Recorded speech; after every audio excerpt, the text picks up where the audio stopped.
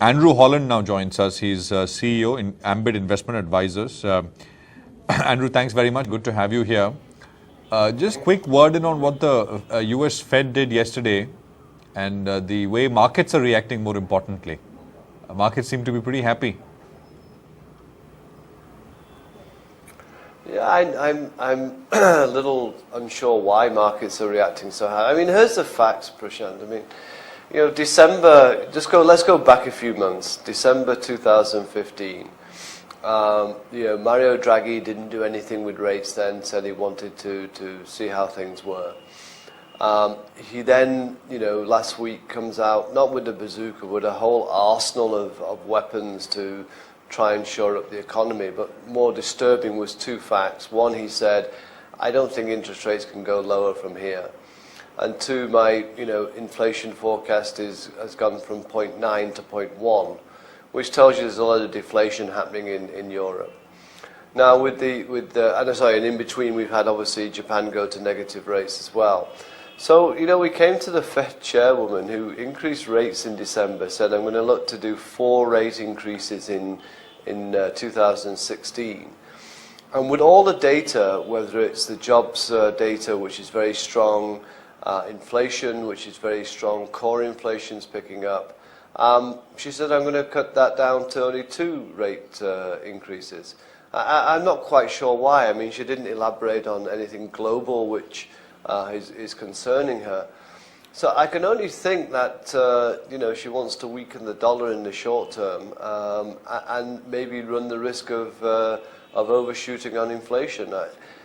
It's just very difficult to gauge what she's trying to achieve when across all the central bankers at the moment, what changed so much in 2 months or 2 and a bit months to make them all very dovish when the economy should be improving, and the US is improving, but still she's saying it doesn't matter, forget the data now, I'm just going to be more dovish.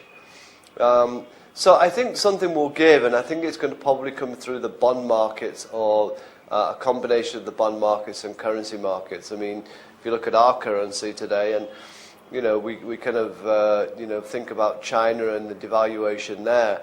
I mean, that currency is appreciated. There's trade protectionists, import duties against all the steel in the US coming from China.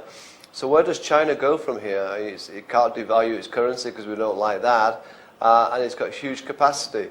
So either they're going to, the economy there is going to take a real big fall because of higher inventories and nowhere to ship them, and that could be the worry. So I'm not liking what I'm seeing from the central banks, and it gives me less confidence that what they're doing is really correct.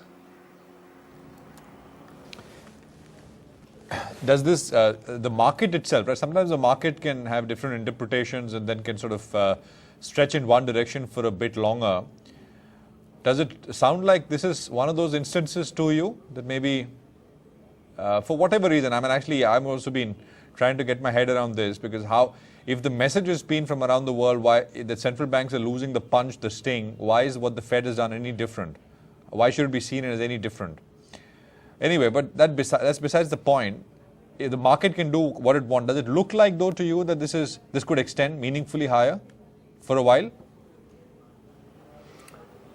Yeah, I mean, you always overshoot as both on the upside and the downside. And what the central banks have done in the past few weeks is say you put somebody on risk, it's okay, because no matter what we say, we're going to go completely against it and keep pumping out the money and keeping rates low.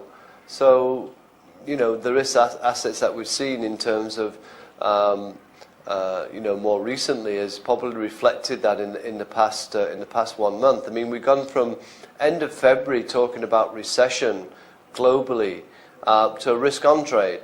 And all you've done in between time is have central banks say, one, cut their forecasts, both for inflation and GDP, for Europe and Japan, and on the other hand, have the US say, all data is fine, but we're still going to be accommodative. So I say the picture doesn't seem right to me. But the markets are cheering because I think the move from thinking about recession to maybe it's just a profits recession is where if you remember last time we spoke, I said was probably the base case, it being more positive. And obviously that's helped commodities. But look at the gold price. Why is the gold price rising? It should be coming down, right, with inflation going down generally. But that's telling you that probably Yellen is quite happy for inflation to overshoot her targets without doing anything about it. So it's a confused policy I'm getting from the US. It's very kind of market determined, and obviously what's happening globally as well. But it doesn't augur well. It doesn't sit well, Prashant. That's the problem.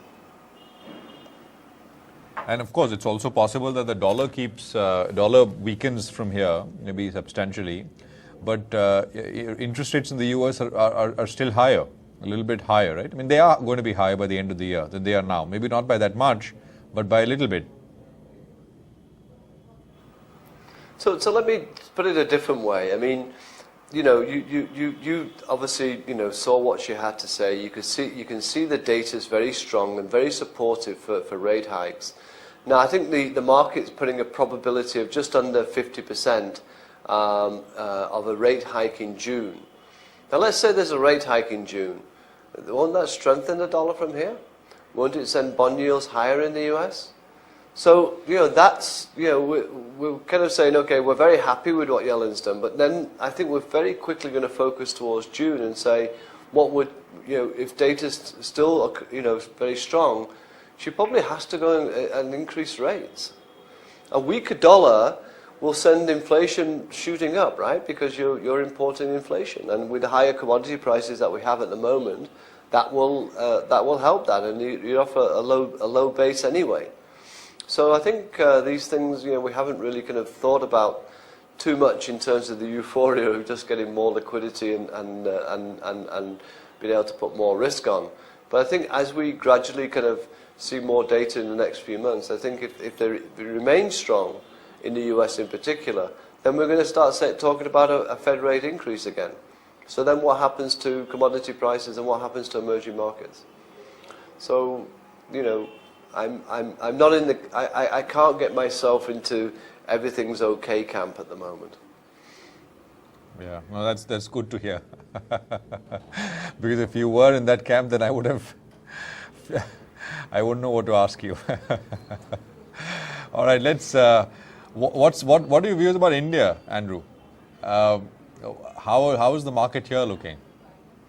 There was a Morgan Stanley report that caught my eye.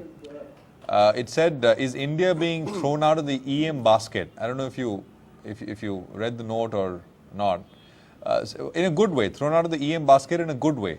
And the report said we should try and aspire to stay out of the EM basket. Point being that India has been treated very differently as compared to some of the other EMs, large EMs, over the last 2.5, 3 years. And we should sort of, effort to keep it that way. What's your view? So what should we be then? We're developed now or non-emerging? I mean, you can't just, I'm sorry, emerging markets is where India is, and that's where it's going to be. Between the both of us, we could coin a new term. I don't see that. Yeah, well, it's a bit like saying, in 2008 that India was dealing from the global problems. Anyway, I'm not going to comment on that. It doesn't. That doesn't sit well either. But coming back to India, I think obviously the RBI. Right. No. Just hear me out. So I have no view on the subject. I'm just asking you. Many serious institutional money managers say they have sort of thought about this idea, thought about it aloud, spoken on television, etc., saying that maybe over a period of time and not very far in the future, it still is an emerging market, no doubt about it. But the way you sell emerging markets, dump everything, and we've seen those episodes, right? Say, for example, late 2013, the most recent episode here. That will change a little bit. Maybe the allocations would be a little bit higher than what an emerging market should get. That is essentially what one is getting at. That is what I want your thoughts on. Okay, so this is how I think what we're trying to say here, and it's something that is reasonable, in that when investors come back and look at emerging market basket, will they look at it as they did before? So if you had say a BRIC fund, which is Brazil, India, Russia, and China, maybe you don't want to be in that basket. And in emerging markets, maybe you don't want to be in emerging markets which will have Venezuela and Russia and other emerging markets. So therefore you say, okay, do I just want to be more country specific? But the data in terms of fund flows into country specific funds like India is not supporting that shift yet. I think there will be more discrimination and say, I like India because of this, compared to a broader basket where there's half of the emerging market countries will have problems and the other half won't, so that I might have more allocation on a country level. But I don't think you can just say that let's take India completely separate from any emerging market, because I'm going to show you now. Let me put it a different way. Let's say China devalued the currency by 20%, right? The rupee goes to 75 straight away, right? So, you can't de-link something global which will affect, one, the currency here and then the economy, right? And therefore, would the ratings of 16 times PE be justified with a 75 rupee? So you can't just de-link it like that. It's nice to think that India stands out, and we'll all kind of argue that point. And hopefully fund managers in the future will be more discriminate in terms of country allocation. But you can't take India out of emerging markets. Just want your thoughts on banks, Andrew. The common strain of thought is things are getting better. RBI and government are working together. That's good. It's happening in the first time. A lot of efforts being made, cleanup, etc. Banks being made to show what they have. But it's still too early. Wait for 2 quarters more, and then maybe one can take a call. I'm talking about the largest public sector banks and some corporate exposed private sector banks as well, which have been beaten down quite a bit. What's your view? So my kind of longer term view is that what the RBI and the more so the RBI than the government, but the government's jumping on the bandwagon now.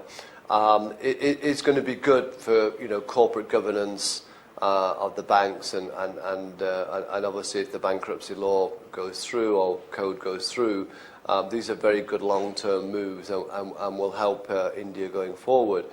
In the short term, though, what it means is that there's probably more more bleeding for the banks to do in terms of what they're exposed to, and I'm sure they've been funding quite a lot of corporates where really they don't have the ability to pay it. They're just extending the loans to pay the interest.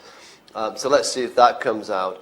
But once you've done all of that, and I'm only talking about PSU banks now, then they'll need capital infusion, right? And then the next big point is is anything going to change at the top of those banks? And until that changes at the top of the banks, then we still have the same story, right? So that's going to be the big change, which would make the PSU banks more attractive going forward. And I know that the Finance Ministry talked about merging banks. You tell me in the past where 2 and 2 in PSU banks has made 5. It hasn't. So I'm not a great believer in that. And then you can say, okay, well, let's get a stronger bank versus buying a weaker bank. Might work, but it'll take time because the cultural differences are going to be huge and trade unions will be sticky. So there's no quick fix here, but the kind of trend line is positive, but it's a longer term positive. And the RBI governor said, even though he's been out there naming and shaming virtually, is let's not go too far on this, because if I'm a banker and I think if I have any doubt whatsoever that a company might become a defaulter, maybe not a willful defaulter, do I want to put my neck on the line and give that loan out? So there's a tendency then to just sit on your hands and wait till the economy really improves, and then you can go to making the same mistakes again, which is why you still have to have top management changes. So there's more pain to come. We've seen a reasonable rally in the banks, across the board. But I think as we come now towards kind of earnings season, I think that will dissipate, to be honest, because I think we haven't got rid of those problems by far. And even when I'm speaking to corporates, there's no way that they're going to be, unleashing any capex plans for some time. They're just not getting the picture in terms of orders. It's still very patchy for them, and there's no real confidence. So the banking sector is reeling under a lot of problems at the moment. Right. What are your top overweights right now in the fund that you manage? I mean, on the long side. So, yeah. So we're keeping fairly tight in terms of, we're still like in the private banks. They did get beaten down quite a lot, tarred with the same brush. So the banking sector we have some exposure to, but really we're keeping a pretty tight rein on the fund at the moment. As I say, after you've had this kind of reasonable rally in the markets, it's difficult to want to chase. And what we talked about at the beginning with the central banks, I don't know if it's changing policy, changing thinking. It's just not sitting well with us. And, usually when you have these, excuse me, types of liquidity-driven rallies, something will change it, and that's usually a negative. That's why I think it's either the bond markets or the currency markets will dictate that next move down. So that's where we're focusing. Rather than thinking about the equity markets globally, I think that the pain's going to come elsewhere first before equity markets. And I don't think we're too far away from this. Andrew, it's a pleasure. Thank you very much for your time. Good speaking with you here.